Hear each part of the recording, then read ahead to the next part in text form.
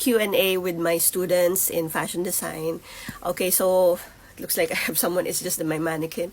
Yeah, it's the Paris Olympics. I got it like the year before everything gets expensive. Anyway, so my student asked me, how long did it take you to learn Illustrator? We were using Illustrator that time. And it's funny he asked me this because I asked the same question to my friend who's very good in pattern drafting and sewing, because I remember a time that I was so jealous, like I want to do everything that I wanted for myself. And he's so good, you give him anything, he can do it. And he always tells me, Maris, it's nothing. It's because if you work as long as I did on this type of work, you will learn too, in the same way for me. Because he seems really curious how I learned this. I'm like, from fashion school, they teach us how to do the mood board, how to do the fashion illustration, and so I only knew that, right? So when I got out of school, I told my mom, I'm gonna master this software because I don't know everything. But I wish I did that, but I started working and I really don't have the time, and my knowledge is only limited to what I needed for work. So if my work asked me do technical drawing, then I have to do that, then I mastered those tools.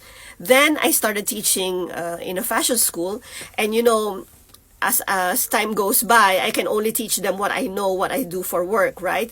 But then my students would have other teachers in design class, and they are different teachers, and different teachers would ask for certain things. Even though they don't know Photoshop or Illustrator, it doesn't matter. They would say, I want this to be like this, I want this text to be this. So all these questions my students had, sometimes it was like a little bit overwhelming in the beginning, like, okay, let me get back to you. So as time goes by, I remember what my students are looking for, what the other teachers wanted. So I had to research also, I had to practice, I had to test it out, Then of course 8 years is a long period of time to be doing the same thing. You might think, it's so repetitive, it must be boring, but actually it's not, because it's a different student each time, and it's a different experience. And I love computers, so that's fine for me. And now that I've been teaching online for almost 2 years now, it's different to teach online than to teach face-to-face. It's a different energy, Sometimes I don't even see the student's face, because sometimes they will have just a picture, or we will have the screen shared, so we don't see each other. So it's like talking to my laptop. Like right now I'm talking to my phone, but I'm talking to you guys. So anyway, and then you get the hang of it, and I notice, okay, my students will ask for this, and sometimes I find that I am able to explain things more clearly now, because I know the reaction of the student. Maris, I didn't get that. Maris, I didn't see that. Or they didn't really. Some students were able to follow what I said, some students were not.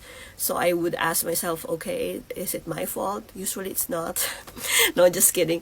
No, I will also self-analyze, like, okay, maybe I should have explained that better. Maybe, like me, I criticize myself a lot, okay, I should have done that. So I hope you can also do that for yourself, not for anything, but also to improve, that's the way to improve. So, like, today I taught one student to do to explain a mask in Photoshop, and she got it immediately. And I'm like, you know what? It took me years to be able to explain that, because my students before, they were like, I couldn't explain it clearly, because for me, mask is a difficult topic.